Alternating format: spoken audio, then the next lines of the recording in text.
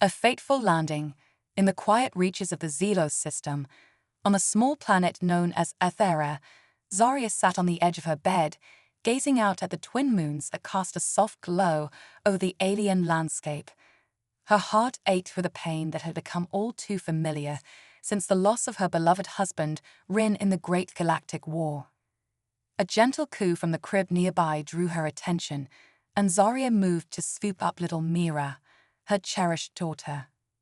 At just 2 years old, Mira was already the spitting image of her father, with wide, curious eyes and a shock of silvery hair that seemingly defied gravity. "Shen, my little starlight," Zarya whispered, cradling the child close to her heart. "I know you miss him too, but we must be strong, like he was. It's what he would want." Rin had been a brilliant engineer, dedicating his life to finding new ways to harness the limited resources of their world to better the lives of their people. But when the war came to Aethera, he had put aside his tools and picked up a weapon, determined to defend his family and his home. He fought bravely, but in the end, the enemy's superior technology overwhelmed their defenses. Rin made the ultimate sacrifice, giving his life so that Zarya and Mira could escape to safety. Now, as Zarya looked out into the star-filled sky, she wondered what the future held for her and her daughter in a galaxy torn apart by conflict. Their once thriving village was struggling, with food and energy shortages a constant threat. She feared for Mira's future on this war-ravaged planet, but she had nowhere else to go. Suddenly, a blinding light streaked across the night sky, followed by a thunderous boom that shook the very ground beneath her feet. Mira let out a startled cry, clinging tightly to her mother. Zarya's eyes widened as she realized what she had just witnessed. A ship, plummeting from orbit and crashing somewhere in the rocky badlands beyond the village outskirts. But it was unlike any vessel she had ever seen before, its silhouette unfamiliar and alien. Heart racing, Zarya set Mira back down in her crib, her mind churning with fear and curiosity. She knew she should stay inside, should hide away until the danger passed. But some instinct compelled her to investigate. She needed to know whether this unexpected arrival posed a new threat to her family and her people. Grabbing her late husband's pulse rifle and a pack of supplies, Zarya steeled herself for whatever lay ahead. She placed a soft kiss on Mira's forehead, whispering a promise to return soon, then set out into the moonlit night. The journey to the crash site was treacherous, the terrain jagged and unforgiving. But Zarya was no stranger to hardship. She pushed forward, guided by the plume of black smoke rising in the distance. As she approached the wreckage, her eyes widened in disbelief. The ship was a mangled heap of foreign metals and strange technologies, unlike anything found on Aethera. Scorch marks and jagged tears marred its surface, a testament to the violence of the crash. And there, among the twisted debris, lay a figure. Zarya cautiously moved closer, her rifle at the ready, until she could make out the form of a man. But he was unlike any man she had ever seen, his skin a pale pink rather than the rich blue hues of her own people, his hair a curious brown. He was clearly badly injured, his strange uniform torn and bloodied. Zarya knelt beside him, feeling for a pulse. To her surprise, he was still alive, chest rising and falling with shallow breaths. She knew she couldn't leave him here to die. It wasn't the way of her people, regardless of whether he was friend or foe. With a grunt of effort, Zarya hoisted the unconscious stranger over her shoulders. As she began the long trek back to her village, the man's unfamiliar weight pressing down on her, Zarya couldn't shake the feeling that this strange pink-skinned alien's arrival would change the course of her life, and Mira's forever. Little did she know just how right she was. Worlds collide. The journey back to the village was arduous, the stranger's dead weight bearing down on Zarya's shoulders as she navigated the treacherous terrain. Questions swirled in her mind with every step. Who was this man? Where did he come from? And what would his presence mean for her people? As the first rays of dawn began to paint the sky in hues of lavender and gold, Zarya finally stumbled into the outskirts of the village. Her arrival immediately drew a crowd, the villagers murmuring in surprise and apprehension at the sight of the strange, pink-skinned man draped across her back. "Zarya, what have you brought into our midst?" Kale, the village elder, demanded, his aged face lined with concern. Zarya carefully laid the stranger down, her muscles aching from the long trek. "I found him in the wreckage of a ship that fell from the sky," she explained, her voice tired but resolute. "He's badly hurt. We can't just leave him to die." Kale frowned, his gaze flickering warily over the man's foreign features. "He's not one of us," the elder said, voicing the unease that rippled through the gathered crowd. "We don't know anything about him or his kind. He could be a danger to us all." Zarya met Kale's gaze unflinchingly. "He's a living being who needs our help," she countered, her tone leaving no room for argument. "If we turn our backs on him, we're no better than the enemy that took so many of our loved ones." A heavy silence followed her words, the weight of shared loss hanging in the air. Finally, Kale sighed, his shoulders sagging. "Very well," he conceded, "but he is your responsibility, Zarya. Any trouble he brings will be on your head." With a nod of understanding, Zarya gathered the stranger into her arms once more, carrying him to the small, dome-shaped dwelling she shared with Mira. Over the next several days, Zarya tended to the man's injuries, cleaning his wounds and applying healing salves. He drifted in and out of consciousness, his feathered mutterings in a language she couldn't understand. But slowly, surely, he began to mend. When he finally opened his eyes, clear and lucid for the first time, Zarya was at his bedside. "Doli, where am I?" he croaked, his voice hoarse from disuse. "You're in my home," Zarya replied, offering him a cup of water. "I found you in the wreckage of your ship. You've been badly hurt." The man accepted the water gratefully, drinking deep. "I'm Ethan," he said after a moment, his gaze meeting hers. "Ethan Rowe. I'm a long way from home." And so, haltingly at first, then with growing comfort, Ethan began to share his story. He spoke of Earth, a planet that seemed almost mythical to Zarya, with its vast oceans and green landscapes. He described his mission, an exploratory voyage to chart new star systems, and he spoke of the accident that sent his ship hurtling into Ethera's atmosphere. In turn, Zarya told him of her world, of the hardships her people faced and the losses they had endured. She found herself drawn to Ethan's quiet strength, the resilience that had allowed him to survive against all odds. As the days turned into weeks, Ethan's presence in the village began to shift from curiosity to cautious acceptance. His strange ways and foreign technologies initially bred suspicion, but his generous heart and quick mind slowly won over many of the villagers. None were more captivated than little Mira. The child was fascinated by Ethan, her wide eyes tracking his every move. She would often toddle after him as he moved about the village, her small blue hand reaching up to grasp his pale pink fingers. Ethan, for his part, seemed equally charmed by the girl. He would often scoop her up, tossing her high in the air and eliciting peals of delighted laughter. In those moments, watching the man who had fallen from the stars bonding with her daughter, Zarya felt a warmth blossoming in her chest that she hadn't experienced since Rin's passing. But even as Ethan integrated into village life, learning their ways and sharing his own knowledge, Zarya could sense a restlessness in him, a longing for the home he had left behind. She knew that one day he would need to find a way back to his people, back to the life he had known.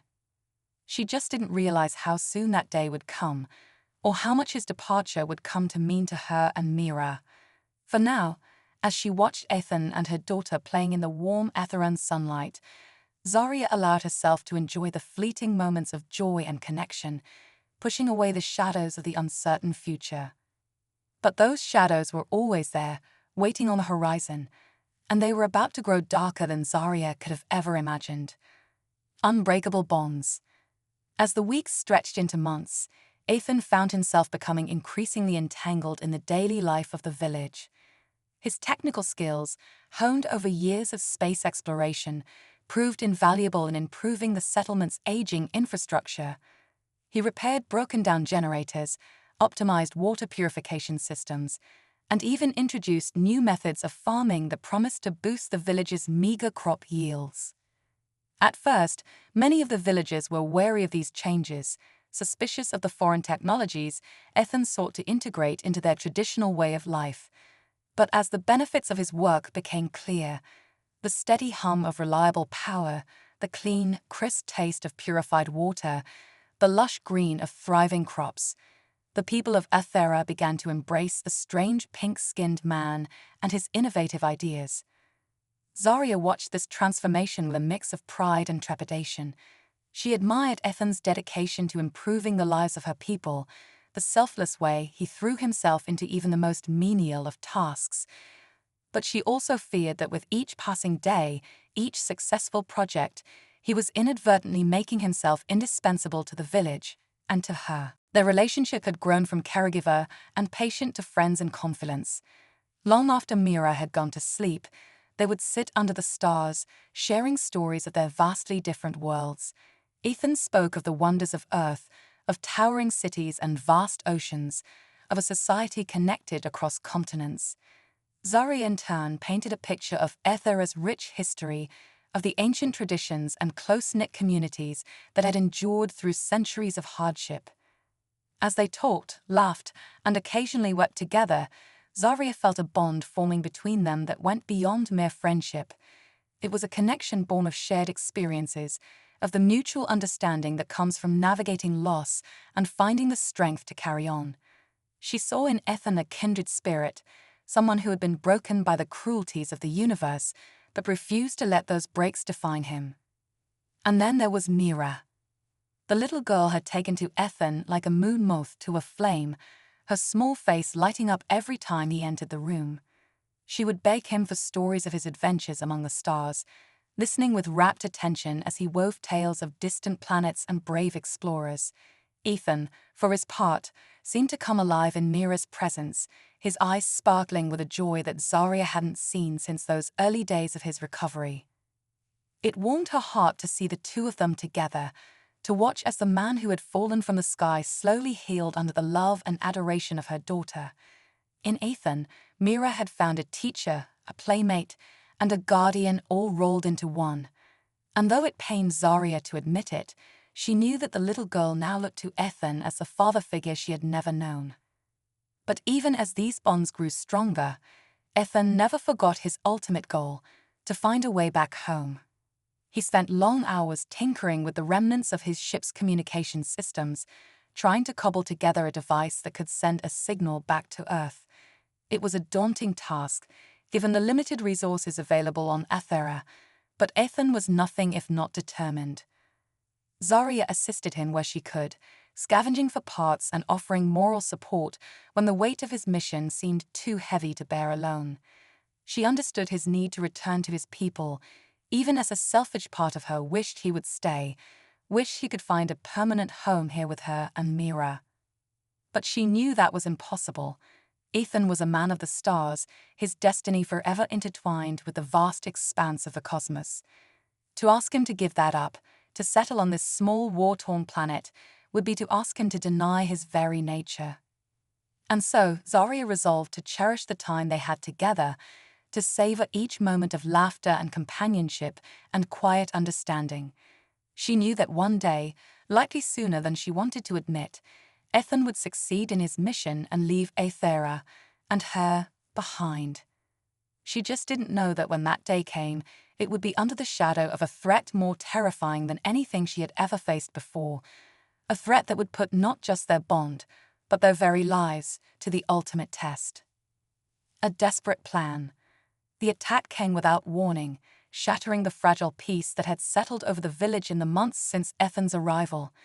It was a raid by the same hostile alien faction that had claimed Zarya's husband's life, a vicious band of marauders known as the Craft. They struck under the cover of darkness, their sleek black ships descending from the night sky like a swarm of monstrous insects. The village's meager defenses, even bolstered by Ethan's technological enhancements, were little match for the Craft's superior firepower. Zarya awoke to the sound of explosions and the acrid smell of smoke filling her lungs. Instinctively, she reached for Mira, scooping the terrified child into her arms as she bolted from their bed. Outside, the village was in chaos, homes burning and people screaming as the Krath warriors poured through the streets like a malevolent flood. Ethan burst into their dwelling, his face smeared with soot and his eyes wild with fear and determination. "Zarya, we have to go now," he shouted over the din of the attack. "They're here for me, for my technology. We can't let them have it." Zarya's heart clenched with understanding. The craft must have detected the energy signatures from Ethan's repairs to the village systems, must have recognized the advanced tech for what it was, a potential weapon to be seized and exploited. There was no time to gather belongings or supplies. Ethan herded Zarya and Mira out into the smoke-filled night, his makeshift plasma rifle at the ready. Around them, the village burned, the craft cutting down anyone who dared to stand in their way. They ran, dodging energy blasts and falling debris, Mira's terrified sobs muffled against Zarya's chest. At the edge of the village, they met up with a small group of survivors, their faces pale and haunted in the flickering light of the flames. Among them was Kale, the village elder, his once proud figure stooped with grief and exhaustion. "This is the end," he said, his voice heavy with despair. "The craft will not stop until they have what they came for. We cannot hope to fight them." But Ethan refused to accept defeat. "There might be a way," he said, his jaw set with grim determination. "If I can get back to my ship, I might be able to send a distress signal to Earth. My people could help us fight off the craft, could help evacuate the survivors." It was a desperate plan, filled with risks and uncertainties. The wreckage of Ethan's ship lay deep in craft-controlled territory, the landscape around it undoubtedly swarming with hostile forces. Even if they managed to reach the crash site, there was no guarantee that the ship's systems would still be functional or that a signal would even reach Earth. But it was the only hope they had. Zarya turned to Kale, her eyes fierce with resolve. "Take Mira and the others to the caves in the northern hills," she said, referring to the ancient network of tunnels that had served as a sanctuary in times of war for generations. "Keep her safe. Ethan and I will go to the crash site and try to send the signal." Kale looked as if he wanted to argue, but the steely look in Zarya's eyes brooked no dissent. With a heavy sigh, the elder took Mira from Zarya's arms, the little girl crying out in confusion and fear. "Mama, no." Mira sobbed, reaching for Zarya even as Kel tried to soothe her. "Don't go." Zarya's heart shattered, but she forced herself to be strong. "I'll come back for you, my little starlight," she promised, pressing a fierce kiss to her daughter's tear-stained cheek. "I swear it." With a final agonized look, Zarya tore herself away, joining Ethan as they melted into the shadows of the burning village. Behind them, Kel and the survivors began their perilous trek to the caves, Mira's wails echoing in the night. As Zarya and Ethan set out towards the crash site, towards the slim chance of salvation, Zarya sent a silent prayer into the smoke-filled sky. A prayer for her daughter's safety, for her people's survival. A prayer that she and Ethan would find a way to signal Earth and end this nightmare before it was too late for all of them. The strength of two worlds. The journey to the crash site was a harrowing one, every step fraught with danger. Zarya and Ethan moved like ghosts through the war-torn landscape, the distant sounds of battle and the acrid smell of smoke a constant reminder of the chaos they had left behind. More than once, they were forced to take cover as craft patrol ships screamed overhead, the bone-chilling whine of their engines slicing through the night air.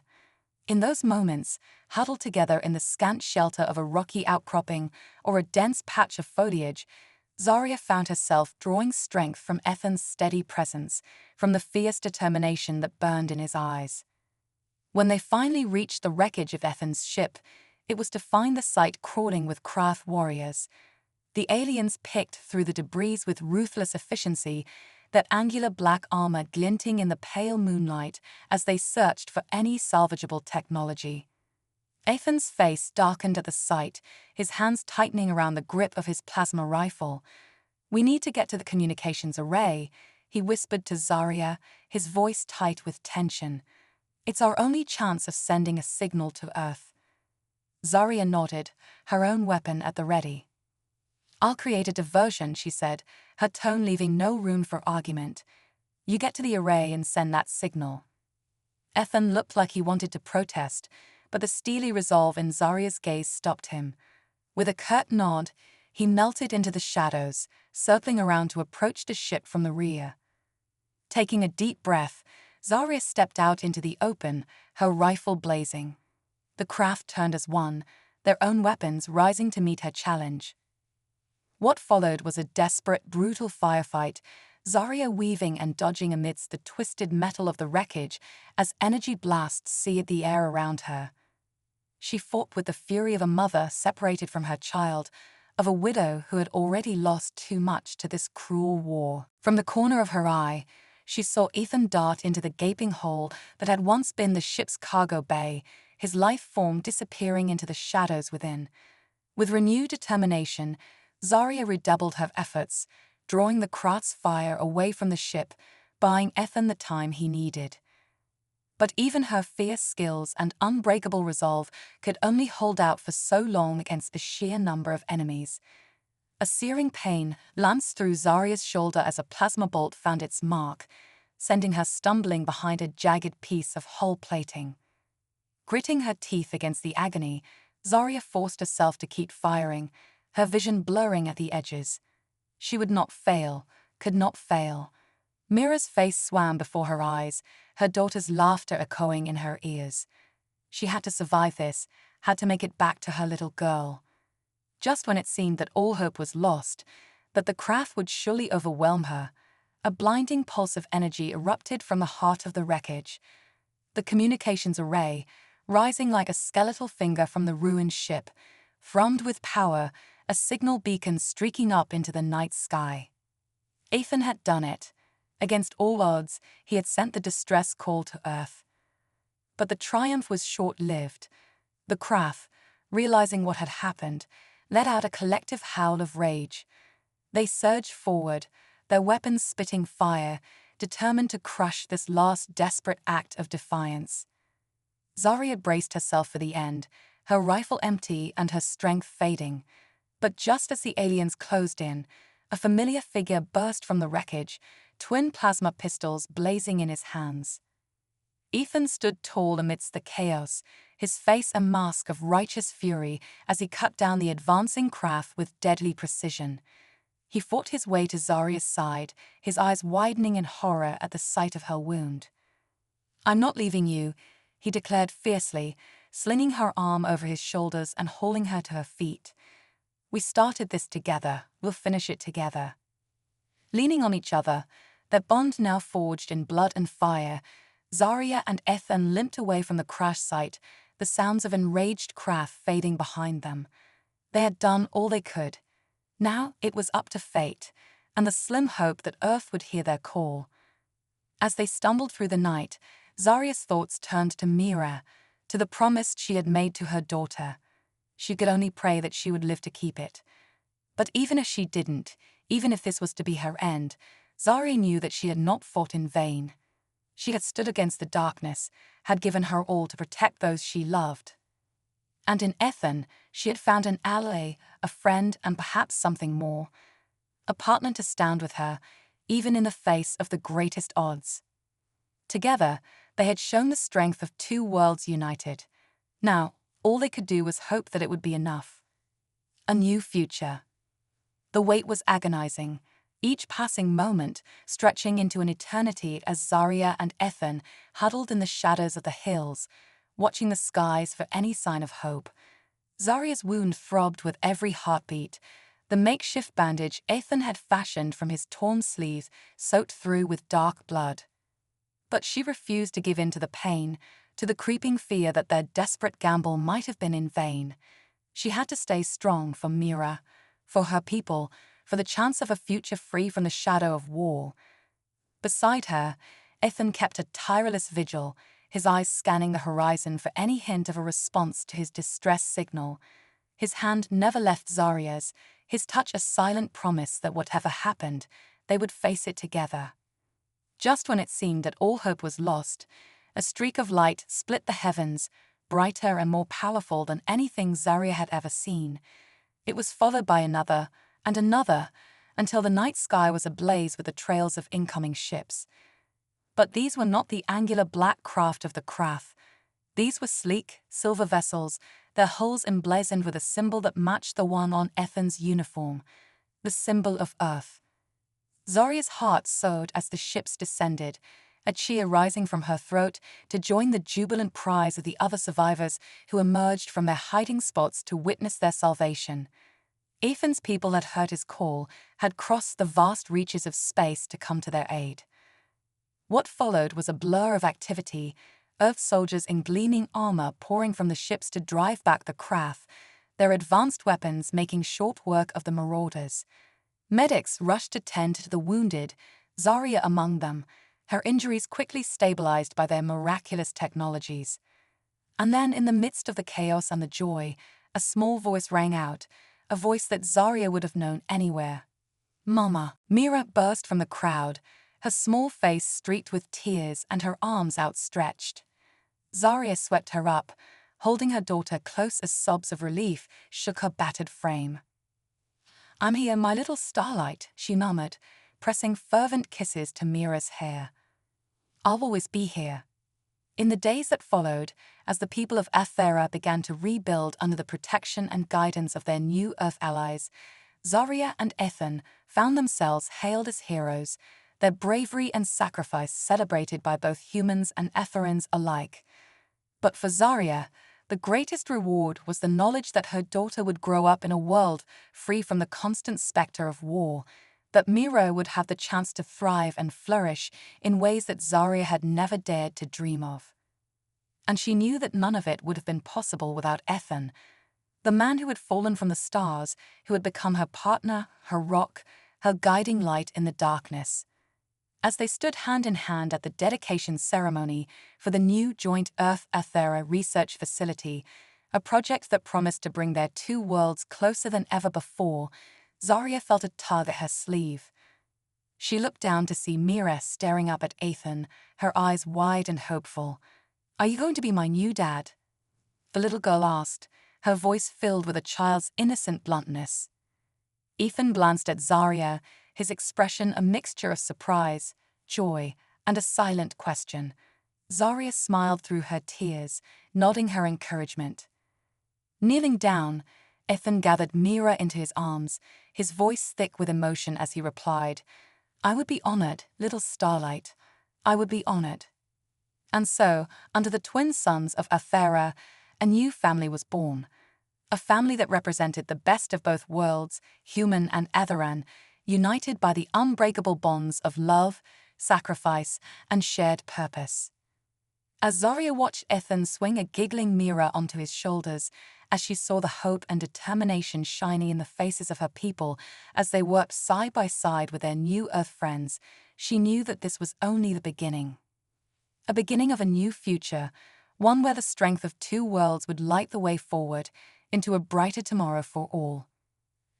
And Zarya knew, with a certainty that filled every corner of her heart, that she and Ethan would face that future the same way they had faced the trials that brought them together.